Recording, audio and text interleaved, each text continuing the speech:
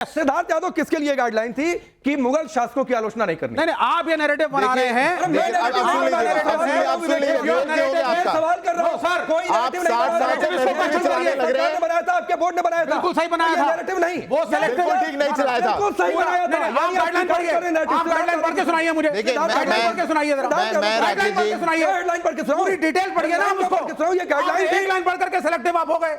Where is the detailed guideline? रुकिए, अब आप डिटेल, एक मिनट सर, क्या तरीका है ये, क्या तरीका है? ठीक है, एग्जैक्ट चीज राजगिरी रिपीट करता है 1905 के। मैं आप सबसे की पॉइंट है, एक मिनट रुकिए सिद्धार्थ यादव, एक सेकंड, पहली बात गाइडलाइन आपके पास है नहीं, यही तो निकालिए ना। अरे निकालिए, आप अकबर बाबर बता दिए, यहाँ पे रुक जाइए। मैं क्यों निकालूं? आप क्यों आप निकाल के दिखाओ ना मुझे। तो गाइडलाइन निकालिए, योर नैरेटिव ना, यू शो टू मी। निकालिए ना, आप मुझे साबित करिए। वो एक लाइन आप आउट ऑफ कंटेक्स्ट कोट कर रहे हैं। मैं आपको समय देता हूं, आप सिद्धार्थ यादव को सुनिए और तब तक आप गाइडलाइन पूरी निकालिए। अच्छा फेस टाइम हो गया, निकालिए ना, निकालिए पूरा, रुक जाइए। अभी विवेक जी अच्छा फेस टाइम हो गया, आपने बोल लिया, रील भी बन जाएगी। अब अकबर बाबर मत बनिए, आक्रांता मत बनिए, चुपचाप सुनिएगा।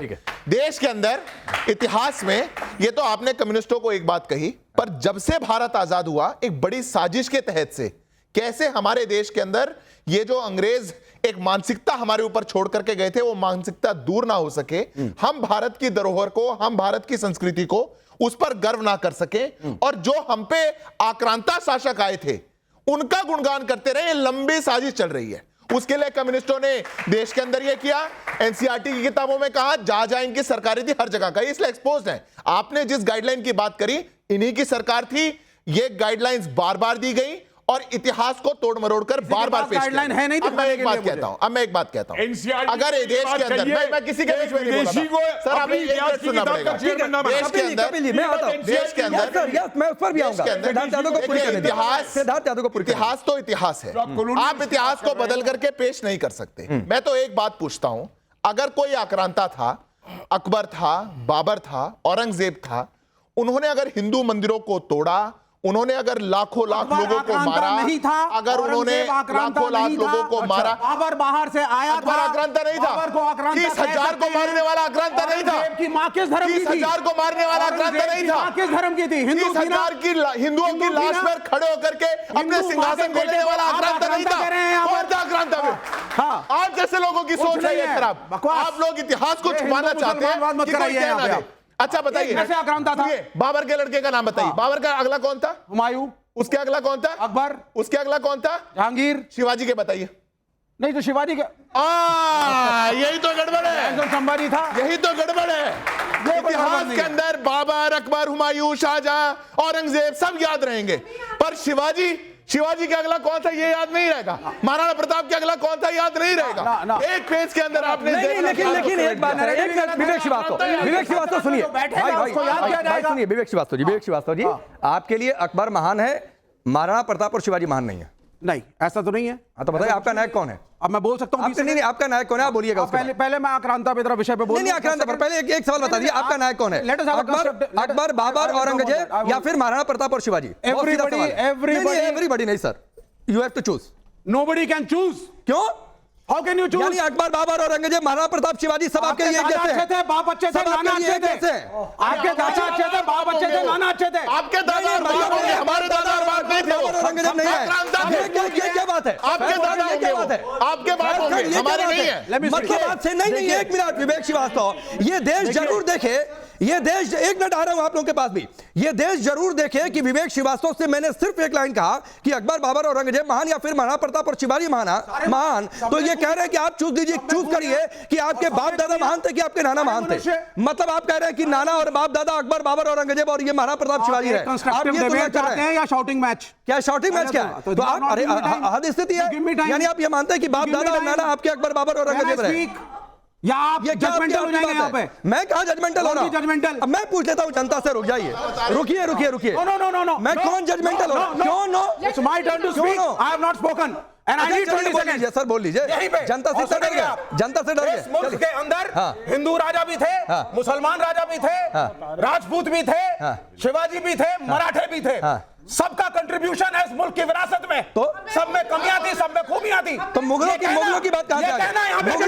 मुगलों की बात करो, ये एजेंडा है, ये एजेंडा है। कल ये पूछेंगे, मुझे बोलने दीजिए। कल ये पूछेंगे। सुनिए, एक महिला को सुनिए, मुझे बोलने दीजिए। अरे एक महिला को सुनिए, विवेक श्रीवास्तव, अपने को बोलने दो। विवेक जी, एक महिला को सुनिए। 5 फुट 6 इंच के अकबर, 7 फुट के महाराणा प्रताप, 1-1 लाख पब्लिक लेके आते थे, तब भी वो वीर राजपूत इतनी बहादुरी से लड़ते थे। आज तक अकबर आमने सामने नहीं लड़ा महाराणा प्रताप के, सिर्फ पीछे से ही गोटियां चलते रहे। आप कैसी बात करते हो? हमें चाहिए शिवाजी जैसा बुद्धिमान, दूरंदाज, और महाराणा, अब आप चुप रहिए, महाराणा प्रताप जैसा वीर। इतिहास नहीं बदला जाना चाहिए। जो शासन करता है आपको बहादुर बताता है। हम इतिहास जानने का हक है। ठीक है, आप कुछ कहना चाह रहे हैं, नहीं है। बोलना चाहूंगा। ये क्राइटेरिया नहीं है। विवेक सर बहुत ये अकबर बाबर को महान बता रहे हैं। इनसे पूछिए शाहजहां को जब औरंगजेब ने जेल में डाला था तो उसने तो अपने पिताजी को पानी तक नहीं दिया, तो वो कैसे महान हो गए? Yes yes yes yes yes, हाँ बोलिए, आप बोलिए।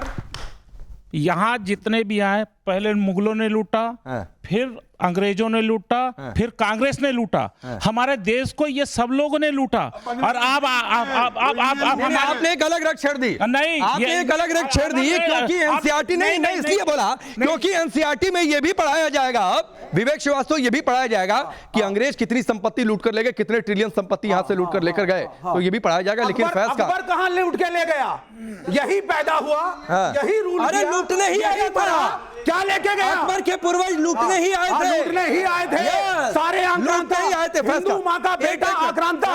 एक लाइन का सवाल था कि बाबर, अकबर, औरंगजेब महान या फिर महाराणा प्रताप, शिवाजी महान, ये बाप दादा तक चले गए कि बाप दादा नाना में चूज करिए कौन महान। ये इसलिए गए हैं वहां तक क्योंकि इनके जो पितामह है उनका नाम है मानवेंद्र नाथ राय, और मानवेंद्र नाथ राय ने कश्मीर को भारत से अलग करने की साजिश की थी। इतनी इनकी आक्रांताओं के प्रति सहानुभूति है कि जो वो विचारधारा लेकर आए उसके तहत पाकिस्तान भी बना कर दो और कश्मीर को भी भारत से अलग करो। एम एन रॉय का भी सर्च करके देखना। दूसरी बात, कौन महान था मैं बताता हूं। जो 5000 स्त्रियों को अपने हरम में रखता है, टेक्निकली शादी नहीं कर सकता, तो सोच लीजिए वो क्या होगा। वो अकबर महान था या छत्रपति शिवाजी महाराज गौहर बानों को ससम्मान वापस करते हैं कि आप मेरी माता समान है, उस स्त्री को अपने घर में उन्होंने नहीं रखा। तो छत्रपति शिवाजी महाराज महान है, ना कि ये अकबर महान है। और मैं बताऊं, 4 साहबजादों को कत्ल करने वाला वो मंगोल औरंगजेब, मुगल मत कहिए भैया, इनका असली नाम मंगोल है, इनको सजाने के लिए मुगल कहा गया है। जियाउद्दीन बर्नी लिखता है ये जिंदगी में कभी नहीं नहाते थे, इनका फेवरेट ड्रिंक था मानव का रक्त, ये मानव का रक्त पीते थे। ये सब क्या हो रहा है? ये क्या, कौन सा इतिहास है भाई साहब? लेकर आए थे खाना ले। अरे हमारे पास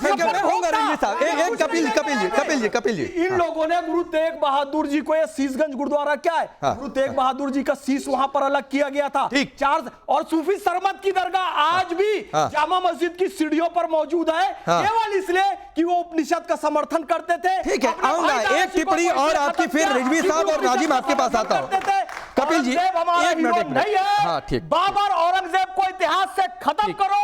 छत्रपति एक और निर्देश जारी हुआ था, महाराणा प्रताप को। फैज खान, एक और निर्देश जारी हुआ था 1982 में। 1982 में मध्यकाल को हिंदू मुसलमान संघर्ष के तौर पर ना दिखाया जाए, तो क्यों ऐसा निर्देश था कपिल? भाई नहीं, मैंने पहली बात ये कही, संघर्ष था ही नहीं कि हम वो इतिहास पढ़ रहे हैं जिसमें हिंदू मुसलमान धर्म के आधार पे बांटे नहीं जाते। विवेक श्रीवास्तव, एक मिनट आप लोग रुकिए। नहीं, एक मिनट आप लोग रुकिए। मुसलमान राजा है, मुगल राजा है तो खराब है, विवेक श्रीवास्तव आक्रांता है, हिंदू राजा तो शाबाश। विवेक भाई, लगातार चिल्लाने से आप अपना नैरेटिव थोड़ी मिस कर लें, सबको बोलने दीजिए। डेमोक्रेसी है, बिल्कुल डेमोक्रेसी। आप संविधान की बात नहीं करेंगे? नहीं, तो हम बोलने दीजिए सर, कम्युनल दंगे भी ना होना, ये सब सुन करके बोलने दीजिए। ध्यान रखना चाहिए ना थोड़ा। ये ऐसा ही नैरेटिव है जैसे 47 के बाद ये चला दिया गया कि इस देश को आजादी सिर्फ कांग्रेस ने दिलवाई। आजादी नहीं, पार्टीशन दिया। पार्टीशन नहीं, डोमिनियन स्टेटस दिया सर, आजादी भी नहीं दी। मेरी किताब पढ़िएगा, मेरी किताब पढ़िए, सुनिए। तो ये जो डिक्टेट्स आती हैं, 2004 के इलेक्शन से पहले रोमिला थापड़ एक आर्टिकल छापती हैं, उसमें वो कहती हैं वो महमूद गजनवी ने तो कभी सोमनाथ पे हमला ही नहीं किया था। एक और एग्जांपल देता हूं, जबकि खुद उसके क्रॉनिकल कह रहे हैं। एक और एग्जांपल देता हूं आपको। कॉम्प्रिहेंसिव हिस्ट्री ऑफ इंडिया सल्तनत पीरियड की निजामी और हबीब की, एल्डर हबीब की एडिटेड। पूरा जो मलिक गाफूर का आक्रमण है सोमनाथ मंदिर के ऊपर, उसका जिक्र बदौनी ने किया हुआ है। अब उसको ये कैसे तोड़ते हैं? खुद बदौनी लिखता है, बदौनी हिंदू नहीं है, बदौनी लिखता है कि वहां मंदिर को तोड़ा गया और मूर्ति को उसमें रख के बैलगाड़ी में दिल्ली भेज दिया गया। राजा रावल की जो 2 पत्नियां हैं उनको अलाउद्दीन खिलजी के पास भेजा गया। उसने एक से शादी करके उसको अपने हरम में रख लिया, परिवर्तित करा के, दूसरे से अपने लड़के की शादी करवा दी। ठीक है,